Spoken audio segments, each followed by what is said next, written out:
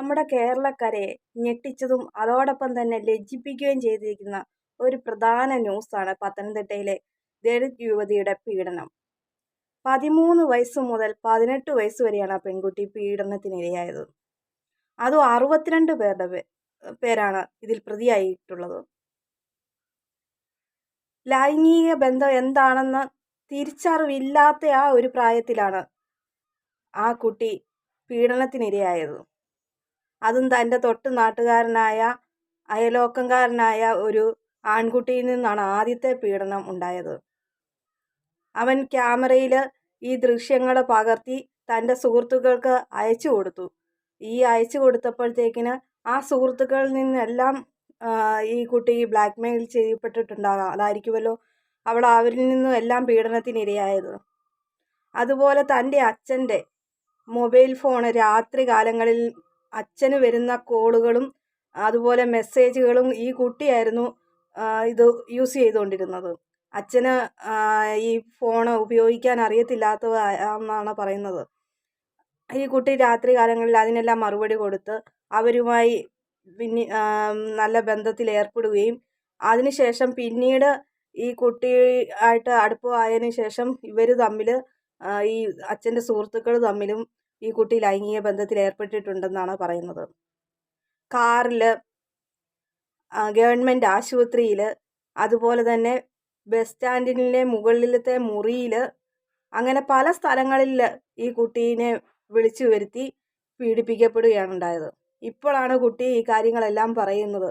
അവളൊരു ഡയറിയിൽ പല കാര്യങ്ങളും കുറിച്ച് വെച്ചിട്ടുണ്ടായിരുന്നു. ഇതായിരുന്നു നിർണായകമായ തെളിവിലേക്ക് പോയത്. ഇത്രയും കാലം ഈ 5 വർഷം ഈ കുട്ടി പീഡനത്തിനിരയായെങ്കിൽ ഒരു തവണ പോലും ഈ രക്ഷകർത്താക്കൾ അറിഞ്ഞില്ലെന്നുള്ളതാണ് ഭയങ്കര സങ്കടകരമായൊരു സത്യം. ഇത് മാതാപിതാക്കളുടെ ഭാഗത്തു നിന്നുണ്ടായ വലിയൊരു വീഴ്ചയായിട്ട് തന്നെയാണ് എനിക്ക് കണക്കാക്കപ്പെടുന്നത്. തൻ്റെ മക്കളെ ഒരു കുറച്ചു നേരം പോലും അവർക്ക് ശ്രദ്ധിക്കാൻ നേരമില്ല. ഇത് ആണ് ഇപ്പോഴത്തെ കാലം. എല്ലാവരെയും ഉദ്ദേശിച്ച് പറയുന്നതല്ല. അവരവരുടേതായ ജീവിത രീതിയിൽ കൂടെ മക്കൾ ഫോണ്, സ്കൂളിൽ പോകുന്നു, അങ്ങനെ വൈകുന്നേരങ്ങളിൽ എപ്പോഴാണ് കിടന്നുറങ്ങുന്നതെന്ന് പോലും മാതാപിതാക്കൾക്ക് അറിയുന്നില്ല. എന്താണ് അവരുടെ റൂമിൽ സംഭവിക്കുന്നതെന്നുള്ള കാര്യങ്ങൾ ഇവർ മനസ്സിലാക്കുന്നില്ല. അങ്ങനെ ഒരു തെളിവാണല്ലോ ഈ അച്ഛൻ്റെ മൊബൈലിൽ കൂടെയുള്ള മറ്റുള്ളവരുമായിട്ട് നടത്തിയ ചാറ്റിങ്ങും കാര്യങ്ങളും ഒക്കെ. നമ്മുടെ കേരളത്തിൽ മുമ്പ് നമ്മളെയെല്ലാം ഞെട്ടിച്ച ഒരു കേസായിരുന്നു സൂര്യനെല്ലി കേസ്. അതിൽ 42 പ്രതികളാണ് ഉണ്ടായിരുന്നത്. ഇതിപ്പോൾ 62 കൂടുതലാകാനും സാധ്യതയുണ്ട്. ഇതിലൊരു 18 വയസ്സ് പോലും തികയാത്ത 17 വയസ്സുകാരനായ 12ാം ക്ലാസ്സുകാരൻ വരെ ഇതിൽ പ്രതിയാക്കപ്പെട്ടിട്ടുണ്ട്. എന്തൊരു കഷ്ടമാണിത്. ചെറിയ പ്രായത്തിൽ തന്നെ ഇങ്ങനെയുള്ള കാര്യങ്ങളിൽ ഏർപ്പെടുന്നുവെങ്കിൽ അത് കുറച്ചും കൂടെ മുതിർന്നു വന്നു കഴിയുമ്പോൾ എന്തായിരിക്കും ഈ 12ാം ക്ലാസ്സുകാരൻ്റെ അവസ്ഥ എന്നൊന്ന് ആലോചിക്കേണ്ടതുണ്ട്. ഇതിലെ പല പ്രതികളും പോക്സോ കേസുകളിൽ വരെ കുറ്റാരോപിതരായിട്ടുള്ളവരാണ്. അവർക്ക് അന്ന് നല്ല രീതിയിലൊരു ശിക്ഷ കൊടുക്കുമായിരുന്നെങ്കിൽ ഇന്നിപ്പോൾ ഇതിൽ ഇവർ പ്രതികളാകുകയില്ലായിരുന്നു. നമ്മുടെ നിയമം ഇത്രയേ ഉള്ളൂ എന്നാണ് ഇതിൽ നിന്ന് മനസ്സിലാക്കേണ്ടത്. ആദ്യത്തെ ഒരു ചൂടിൽ കേസ്, അറസ്റ്റ് എന്നൊക്കെ പറയും.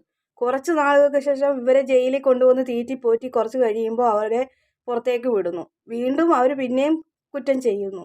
ഇത് അങ്ങനെ ചെയ്തതുകൊണ്ടാണല്ലോ ഇതിപ്പം നേരത്തെ കേസിലുണ്ടായിരുന്ന ആളുകൾ പോലും ഇപ്പം പിന്നെയും പ്രതിയാക്കപ്പെടുന്നത്. അന്ന് അവർക്ക് ശിക്ഷ കൊടുത്തിരുന്നെങ്കിൽ ഇന്ന് അവർ ഇങ്ങനെ പിന്നെയും ചെയ്യില്ലായിരുന്നു കുറ്റം. എന്തായാലും നമുക്ക് ഈ കേസിനെ കുറിച്ച് വാർത്തകൾ നമുക്ക് കണ്ടു നോക്കാം. കേവലം 13 വയസ്സ് മാത്രം. കാമുകവേഷം കിട്ടി ആദ്യം പീഡിപ്പിച്ചത് നാട്ടുകാരനായ സുബിൻ. പീഡനത്തിനിടെ പെൺകുട്ടിയുടെ നഗ്ന വീഡിയോ ഇയാൾ പകർത്തി. പിന്നീടത് പലർക്കും അയച്ചുകൊടുത്തു. അങ്ങനെ സുഹൃത്തുക്കളും അവരുടെ പരിചയക്കാരും വഴി പെൺകുട്ടി പലരുടെ കൈകളിലേക്കെത്തി. കൂടുതൽ പേരിലേക്ക് വീഡിയോ എത്തിയതോടെ പെൺകുട്ടി കടുത്ത സമ്മർദ്ദത്തിലായി. സൗഹൃദം സ്ഥാപിച്ചും ഭീഷണിപ്പെടുത്തിയും പലരും കുട്ടിയെ സമീപിച്ചുകൊണ്ടേയിരുന്നു. ഇക്കാലത്ത് പെൺകുട്ടിക്ക് മൊബൈൽ ഫോൺ ഉണ്ടായിരുന്നില്ല.